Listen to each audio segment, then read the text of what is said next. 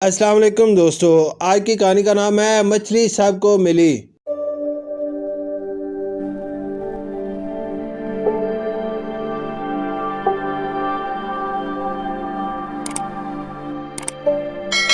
ندی مچھیرے نے اللہ کا نام لے کر ندی میں جال ڈالا۔ دن بھر کے انتظار کے بعد دو بڑی سی مچھلیاں ہاتھ لگیں۔ وہ اپنا جال سمیٹ رہا تھا کہ ایک چیل تیزی سے جھپٹی اور اپنے پنجوں میں ایک مچھلی دبا کر اڑ گئی۔ مچھیرے کو بہت افسوس ہوا، مگر پھر وہ کچھ سوچ کر مسکرایا۔ اس کا بیٹا چیل اور اپنی قسمت کو کوسنے لگا۔ مچھیرے نے کہا، بیٹا اللہ کا شکر ادا کرو کہ ایک مچھلی بچ گئی ہے، دوسری مچھلی ہماری قسمت میں نہیں تھی۔ جو چیز جتنی قسمت میں ہوتی ہے اتنی ہی ملتی ہے، قسمت کو کوسنا ناشکروں کا کام ہے۔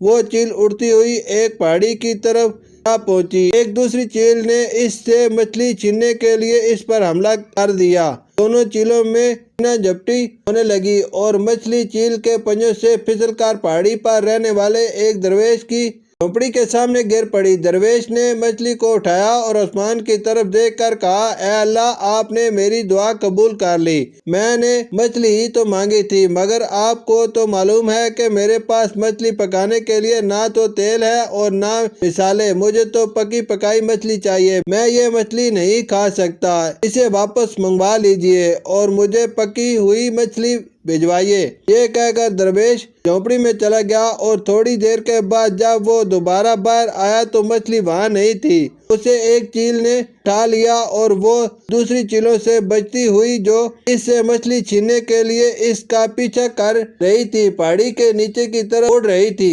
لیکن وہ دو چیلوں نے اس پر حملہ کر دیا اور اس سے مچھلی چھیننے کی کوشش کی۔ اس لڑائی میں چیل کے پنجوں سے وہ مچھلی نکل کر ایک غریب کسان کے آنگن میں جا گری۔ کسان کی بیوی نے دوڑ کر وہ مچھلی اٹھا لی اور کسان سے بولی، میں تم سے کتنے دنوں سے کہہ رہی تھی کہ میرا دل مچھلی کھانے کو چاہ رہا ہے، تم نے تو لا کر نہ دی۔ اللہ میاں نے آج مجھے بھیج دی۔ میں نے منت مانگی تھی کہ جب بھی مچھلی پکاؤں گی پہاڑی والے بابا کو بھجواؤں گی۔ اب میں مسالہ پیس کر مچھلی پکائے دیتی ہوں، تم بابا کو جا کر دے آؤ اور کہنا کہ بابا دعا کریں کہ ہمارا ہونے والا بچہ زندہ اور سلامت رہے۔ کسان کی بیوی نے مچھلی پکائی کہ اتنے میں کسان کا دوست مچھیرا وہاں آ گیا۔ کسان نے اپنے دوست سے کہا، تم اچھے وقت پر آ گئے، آج مچھلی پکی ہے، کھانا کھا کر جانا۔ مچھیرے نے تعجب سے پوچھا، مگر تم کو مچھلی کہاں سے مل گئی؟ وہ تو میں ہی تم کو لا کر دیتا ہوں، بس یوں سمجھ لو اللہ میاں نے